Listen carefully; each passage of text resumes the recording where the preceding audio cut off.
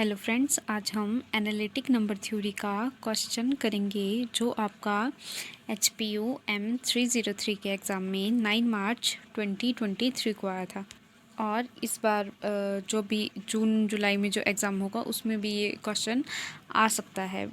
तो देख लेते हैं।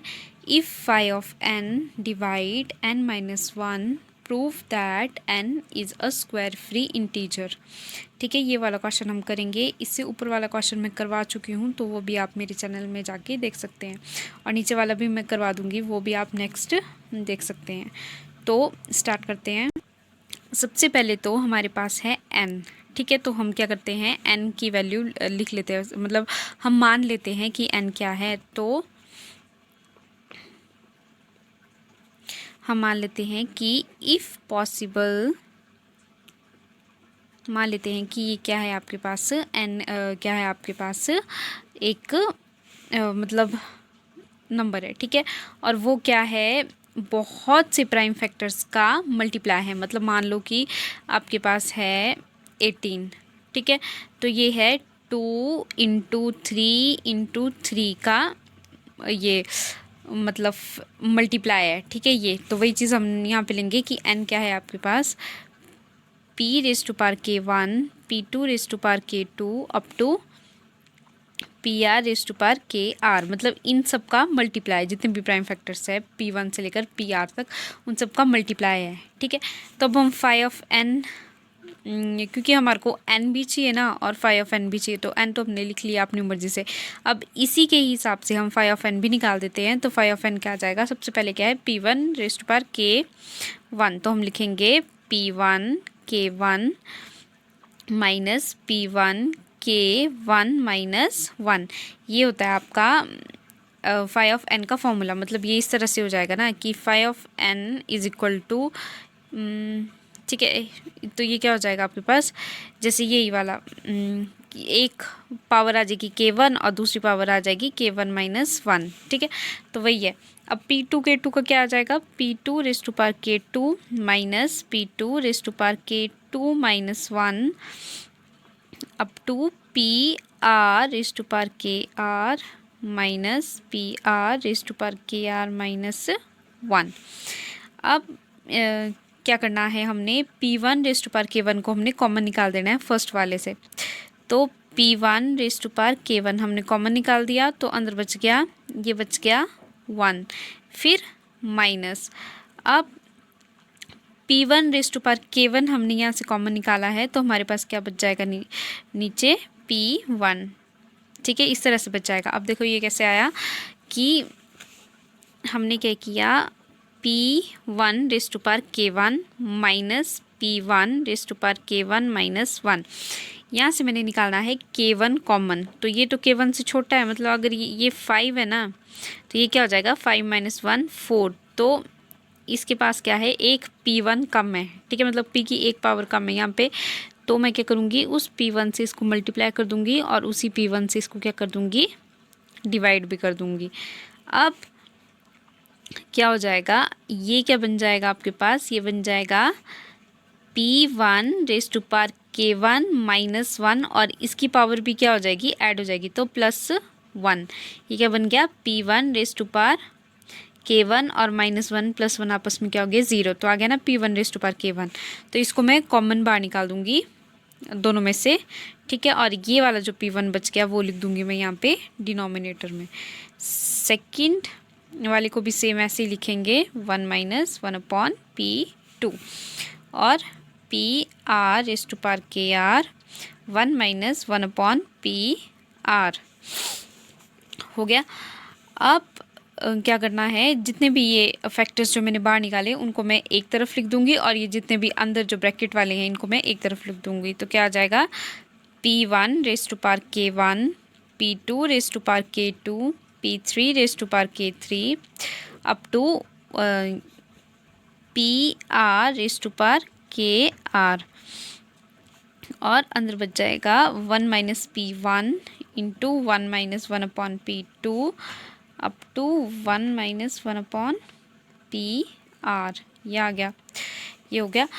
अब क्या करना है, हमने जो जो हमारा देखो जैसे ये है ना हमारे पास ये वाला, ठीक है, ये है, मैंने आपको क्या बोला था कि n जो है वो इन सब फैक्टर्स का मल्टीप्लाई है, ठीक है।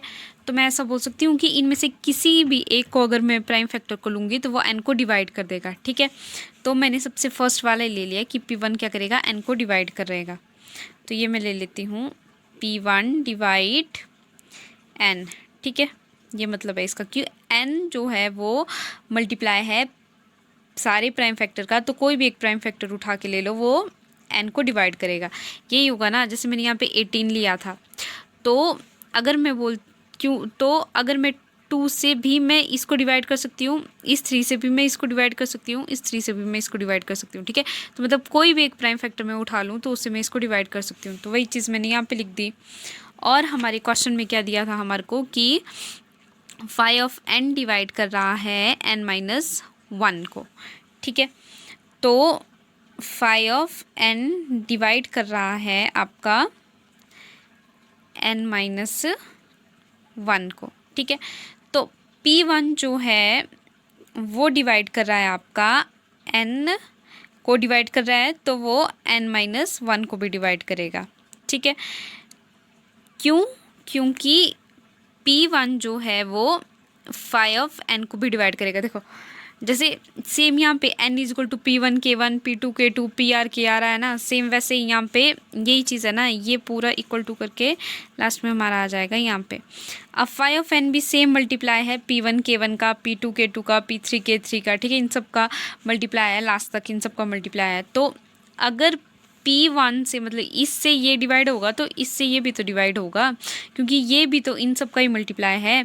तो इसीलिए जो आपका कहाँ गया, जो आपका p1 है ना वो डिवाइड करेगा, p1 n को भी डिवाइड करेगा और p1 फाई ऑफ n को भी डिवाइड करेगा, ठीक है। अब फाई ऑफ n किसको डिवाइड कर रहा है, n-1 को, मतलब p1 भी डिवाइड करेगा n-1 को, ठीक है। जैसे कि ऐसे ले लो कि आपका कोई नंबर है, मान लो आपके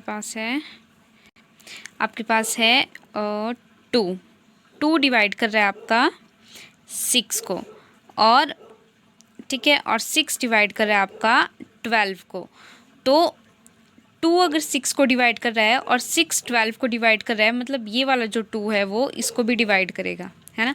सेम चीज़ है, वही चीज़ यहाँ पे बोलिए कि p1 डिवाइड कर रहा है n को और p1 डिवाइड कर रहा है फाई ऑफ n को, ठीक है। और फाई ऑफ n डिवाइड कर रहा है आपका n-1 को। तो सेम वैसे ही कि 2 इसको डिवाइड कर रहा है ना, तो ये भी इसको डिवाइड करेगा। तो वही चीज़ मैंने यहाँ पे लिख दी। अब मैं इसको लिखूँगी ये वाला p1 n को डिवाइड कर रहा है ना, तो मैंने लिख दिया n और इसको मैं माइनस कर दूँगी, ठीक है। तो p1 डिवाइड करेगा n-n कितना हो जाएगा 0 और माइनस इंटू माइनस प्लस, तो कितना आ जाएगा 1, मतलब p1 डिवाइड करेगा 1 को। अब p1 प्राइम फैक्टर है तो कोई भी प्राइम फैक्टर 1 को डिवाइड नहीं कर सकता है, 1 को सिर्फ 1 ही डिवाइड कर सकता है। तो इसका मतलब p1 क्या हो गया आपके पास 1 हो गया जो डिवाइड करेगा 1 को, बट वो तो पॉसिबल है नहीं क्योंकि ये प्राइम फैक्टर है। तो ये क्या हो गया आपके पास, मतलब दोनों केस जो है इसमें वो पॉसिबल नहीं है, ना तो ये 1 हो सकता है, ठीक है, ना तो कोई प्राइम फैक्टर 1 को डिवाइड कर सकता है। तो ना तो ये 1 बन सकता है, ना तो मतलब ये कोई ऐसा प्राइम फैक्टर हम बता सकते हैं जो 1 को डिवाइड करेगा, तो ये तो पॉसिबल नहीं है। तो हमने निकालना है कि ये एक स्क्वायर फ्री इंटीजर है n।